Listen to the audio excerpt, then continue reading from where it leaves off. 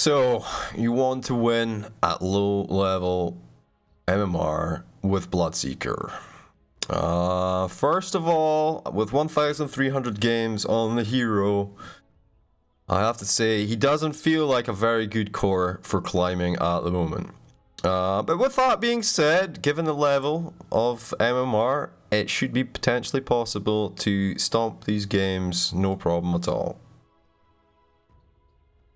So, first things first, we have a little look here and we see our Bloodseeker. His starting items are 3 Tangos, Quelling Blade, and Sage's Mask.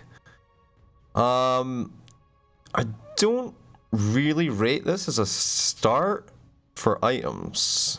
But I can see why, actually, as Bloodseeker, you might go for slightly less regen. The Sage's Mask is confusing me. I guess you build into an Aquila or something as the game, not Aquila, but Basilius or something like that as the game progresses. But let's get into it. As for your lineup, well, it's a 4-core lineup on the enemy side of things. You have this Bristleback, Clinks, Pugna, Shadow Demon situation. The good news is that with Bristleback and Pugna in play, as well as Clinks, you should have a lot of thirst speed as the game progresses. But let's have a little look and see how that works out. Let me get your last hits up here.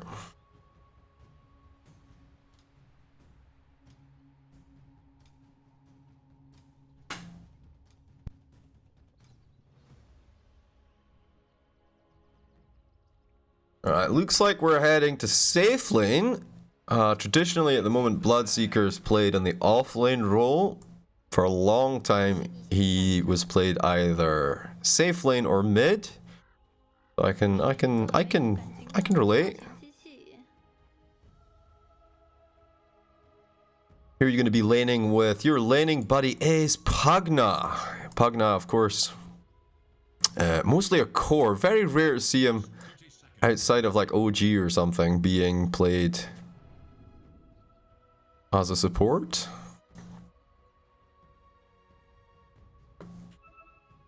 Does have a starting ward though, that's good news. That is good news. Downstairs, Cookie Monsters spamming some poison. Weird champ.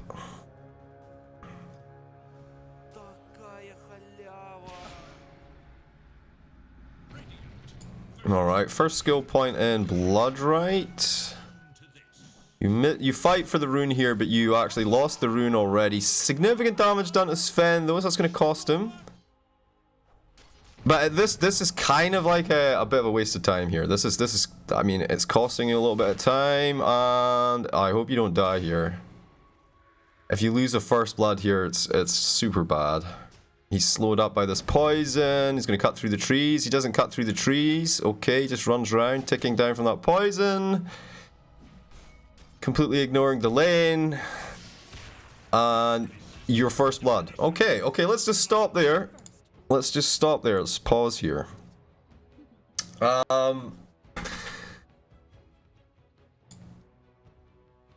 that whole situation, right, was completely unnecessary. If you just sit here, you drop the Bloodright, I don't know, 3 seconds before the rune spawns. And that way the damage is hitting as the rune actually spawns. They're running away because they don't want to get the silence and the damage. And then if you don't get the rune, if you don't make the play, you know, if it doesn't work out, you weren't clicking fast enough, whatever, it's fine. You just both back up, get to your lane, and you're in control in the situation in the top lane. In the safe lane, you're in control to start off with because your creep are going to meet here, right? So having said that, you are now at a disadvantage. You've missed the first wave of creeps, and you're going to miss the second wave as well.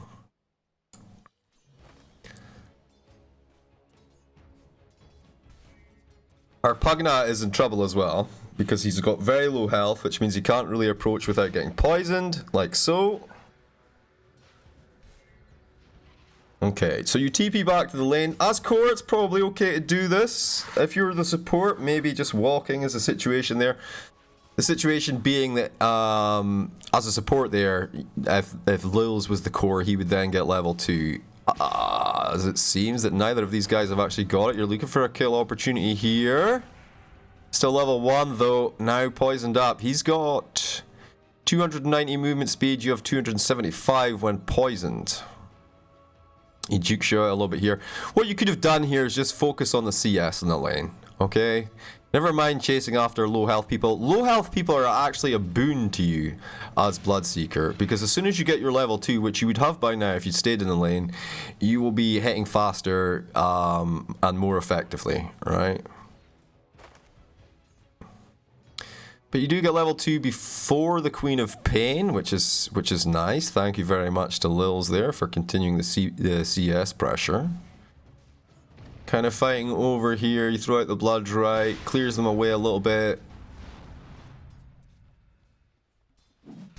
This is a trap. This is like when you're core, you don't care. You don't care about these guys at all, right? Lil's job is just to harass them, to piss them off. Your job is to hit the CS and control the lane.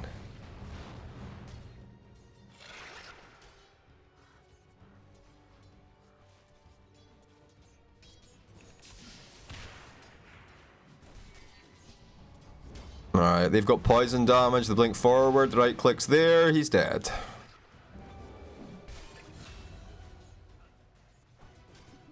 And Sven, with 325 movement speed, by the way, basic, you should be able to get him here. Am I get him? No. I wouldn't recommend diving in after him either, though. But now you've got a nice bit of space here in the lane. See how both of your enemies are kind of like, watch out, Queen of Pain's behind you, right? No. She's over here somewhere. But you've now got space, and this is perfect for you, right? It's a little bit unfortunate that Lil's decided to TP back to the lane, just because you could have had the extra time and space here to get ahead in the lane. So despite the disastrous start there, they're two kills up. You're actually in an okay position as far as XP is concerned. Okay, now if you look at the CS, you're 6 and 2. That's because you missed this entire first wave, right? With being dead.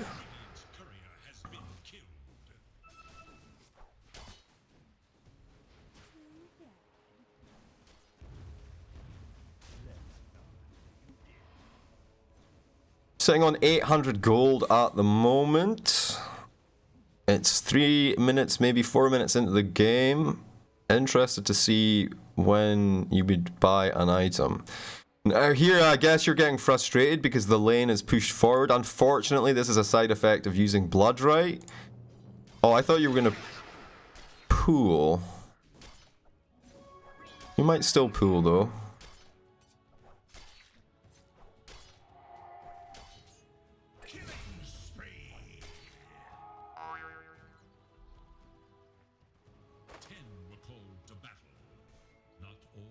Okay, so what you could have done there, instead of killing that camp, I know you were getting some gold and some levels or XP or whatever, but instead of killing the camp, you could have pulled it out at 14 seconds, pulled it into the lane here, and that would have kind of brought your lane back to here, right? So they sit there, hit the creeps for a little while, their wave, then see how fast Sven is dealing with the lane here?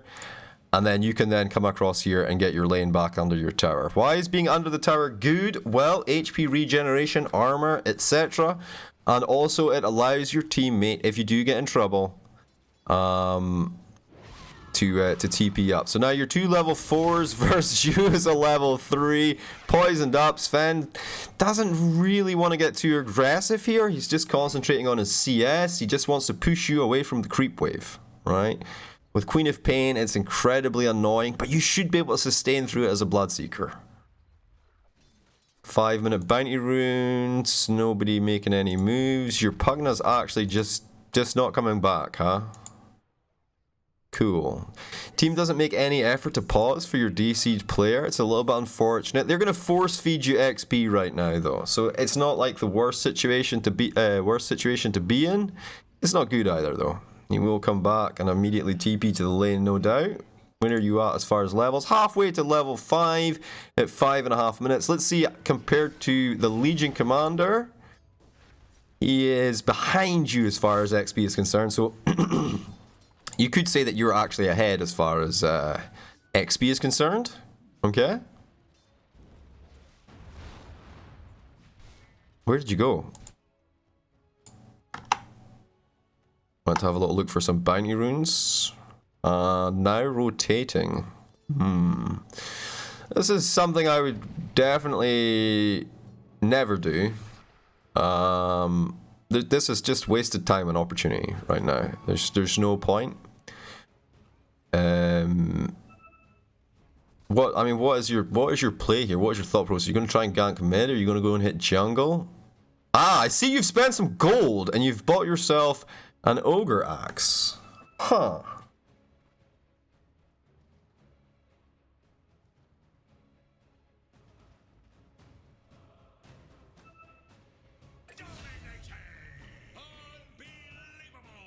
And that top lane, Lils, he's under-leveled, under-farmed because he was DC'd for a time. You head back to the fountain, you pick up the ogre axe. And you finish up the Ring of Basilius. Okay. Okay. It's now 6-0. And Legion Commander, because he's been staying in lane, hitting creeps, he's now level 5, working his way towards level 6. Alka having forced back, you TP back to the lane. Your TP's now on cooldown for 70 seconds. It's fine to TP back to the lane here, you should never have left.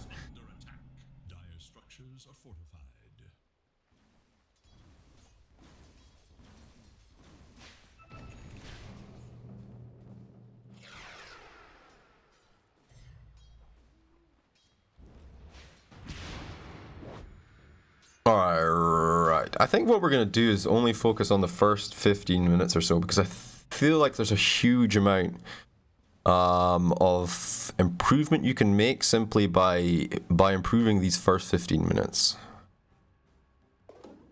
So let's see, it is now 8 minutes into the game, we're nearly level 5, we're going to head back over here and hit up this jungle camp again.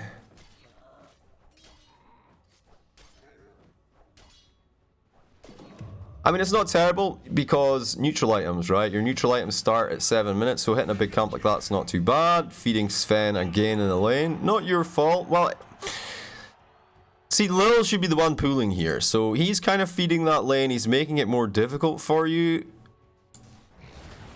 as far as things are concerned in general.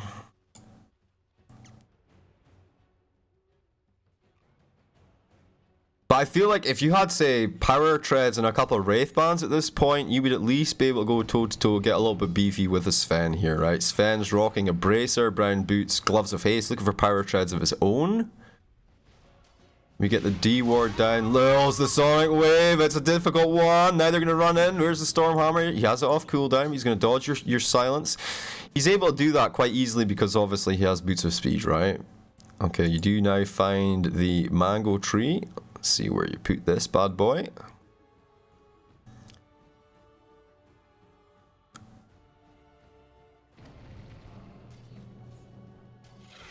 I guess your thought process at this point is that the lane is lost and now you're just going to hit up jungle, right?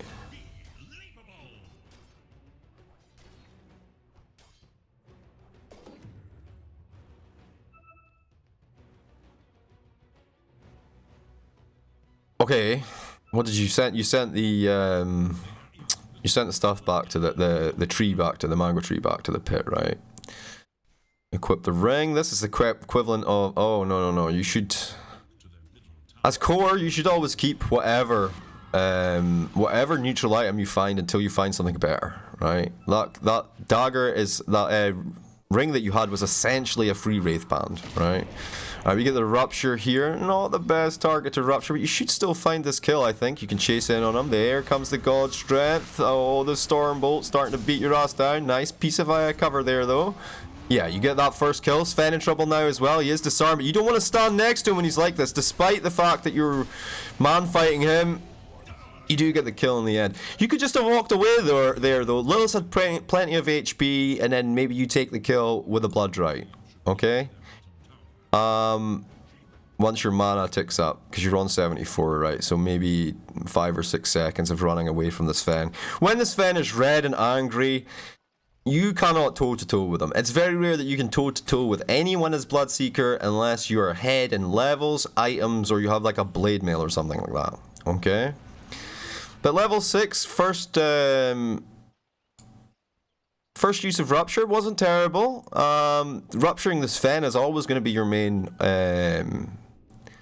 idea there, though, right? Because he is the one that wants to move around. Queen of Pain, not so easy to deal with. But, I mean, it worked. Basically, she can blink the maximum range and not get Rupture damage.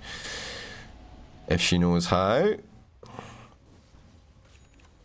So level 6, heading back to the jungle. I guess, is it a Kaya you're building? First item, Kaya? And Lil's actually, that was a great kill for him. He's now level 8. He's got Shadow Amulet, going Glimmer Cape, I guess. Farming up, looking for some neutral items. Let's speed up here now. I think we've seen all of the juicy glory. See where we went from here.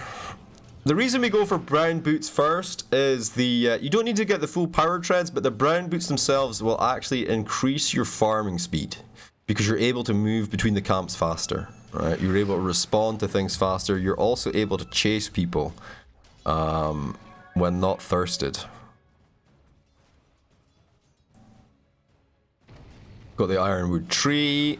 Okay, hitting up jungle camps. We've lost the top tower. It's 12 minutes into the game. So normally at this point, instead of hitting the jungle, what we could have done is what Lil's has done. After about 10 minutes into the game, you want to find yourself rotating to this lane here, right? After about 10 minutes into the game, the top lane is the dead lane, okay? You do not want to be there. The only person that really wants to be there is anyone with high mobility or an escape.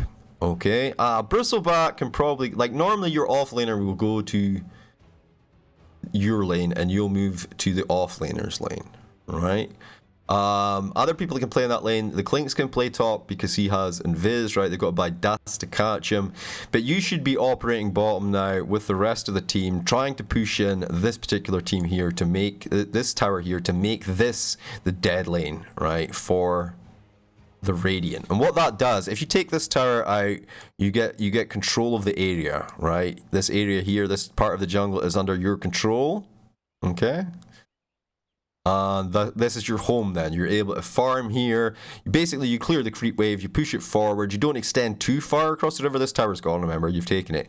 You push them forward, and then you head back. You hit up the triangle here, the Ancients, these two camps, right? Back to the lane, Ancients, these two camps, all right? Now Sven, he's pushing your top tower here. You see how he's got, like, he's doing what you should be doing, sitting in this empty lane. Look, he's not under any pressure at all, not under any threat at all, able to farm up perfectly fine. You head on down bottom, super fast, 440 movement speed. Could close on the sniper here.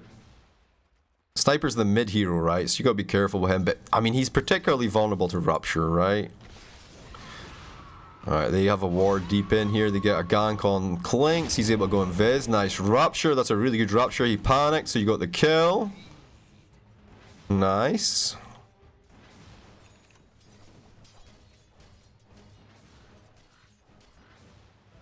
And you're starting to recover now. Okay, you finish up this Sanj. Speedy Gonzalez. No Rupture. It's going to be off cooldown very soon though. Heading to the mid lane. This is very dangerous. Clinks comes in from the other side. It's 3 versus 3. A bit messy, but with the speed you're trying to get in on top of the sniper. I can respect that. Here comes a duel though. It's going to catch out. Nope, he didn't get the duel. That's good luck actually. And you're able to just come in and get out again with that bonus speed. They're going to chase you, hit you up with the poison. There's the duel. Sven's here. You're dead. At least you didn't give duel damage. Yeah, I think that's enough, right? I think that's enough for getting on with. So basically, key mistakes that we made were initial item choices were a little bit weird. When you look at who's going to be in your lane, consider whether or not a stick is going to be valuable. Try and get your boots, a couple of wraith bands first. You're an agility hero, so you get more damage, more utility out of wraith bands over this Sanj. I guess it goes into a halberd later on, or Sanj and Yasha actually I think is what you built. So even then, right, so even then you could build the Yasha instead of the Sanj because it gives you the movement speed and its agility, so you'll farm faster, right? Getting the item is not a problem because you're core, you've got 100% of the farm is available to you, primarily you are position 1. So it's all about getting an early, if you get a decent early amount of agility based stats as an agility hero, you should be able to farm your way effectively from then onwards, right? It takes you 2 seconds to kill a creep instead of 8 seconds. You can move between the camps faster because you've got your brown boots and your Yasha. So yeah, if you're going for Yasha, Sanj and Yasha, build the Yasha first as a farming item, the farming element. Let's have a look at where Sven is at, right? Can we do that? Yeah. So Sven went for power treads, just like having a Wraith Band's worth of stats. 2 Wraith Bands actually. He's got a bracer, okay? He's a strength hero, so he will build bracers instead of Wraith Bands.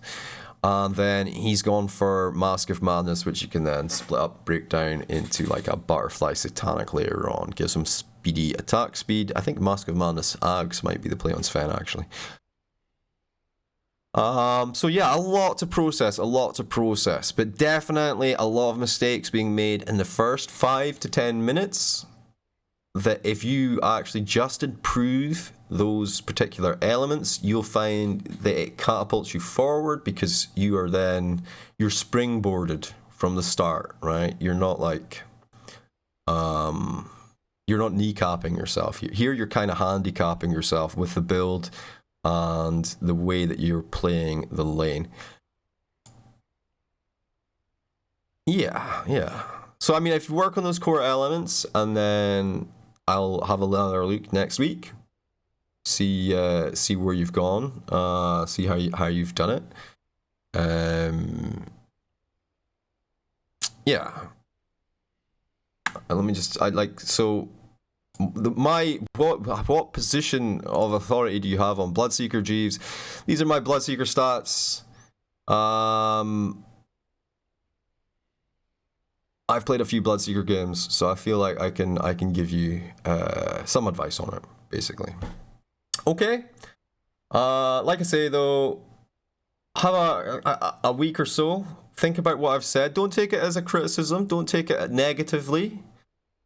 It's all about improving efficiency and effectiveness. Early efficiency, early effectiveness gains in the first 5 to 10 minutes will translate really well into stronger mid-game, which is when you are supposed to be just the worst. Like, everyone should be scared. When it comes to mid-game, everyone should just be terrified of you, right? Because you've got maybe an item and a half advantage, and you're just everywhere able to blitz and murder people. You've got way more HP, you've got way more damage because you've built the correct items. Your regen choices didn't really come into it because you weren't playing, like, you can't stay in the lane with your 3 tangos, right? Even if people just see 6 tangos, 2 sets, if people see 6 tangos, they're like, right? They see 3 tangos, they see you pop the first tango, they're like, hey, we just need to pressure him a little bit longer, and then he's not going to be able to stay in the lane, and then we're going to get the advantage, and so on and so forth. Pick up the 2 tangos at the start, that's 5 tangos after you eat the first one. You know, this guy's got regen for days. Another thing you can consider as well is a cheeky salve at the start. So that, I mean, Bloodseeker's like very unique in the fact that his regeneration is passive regen from the level 2 skill, the Bloodthirst. This one, is the Thirst. This gives you passive regen, so you don't actually need as much regen. You might end up selling half a stack of tangos, right? Having a salve is always useful though, because if you ever find yourself in a situation where you've got 25% HP and you can't come into the lane, popping off that salve and letting it tick you up to full lets you then, once it's done, lets you then go straight back to the lane and man fight them. And that constant pressure of lane presence, of you being able to go toe to toe with the lane, that has a psychological effect on the offlaners, and they feel like they can't do anything there. So Queen of Pain rotates to mid to help out their mid laner, or rotates to bottom or whatever, right? That's your job is to cripple that situation. Okay? Any specific questions, just let Mali know, and I'll get back to you on it. Okay?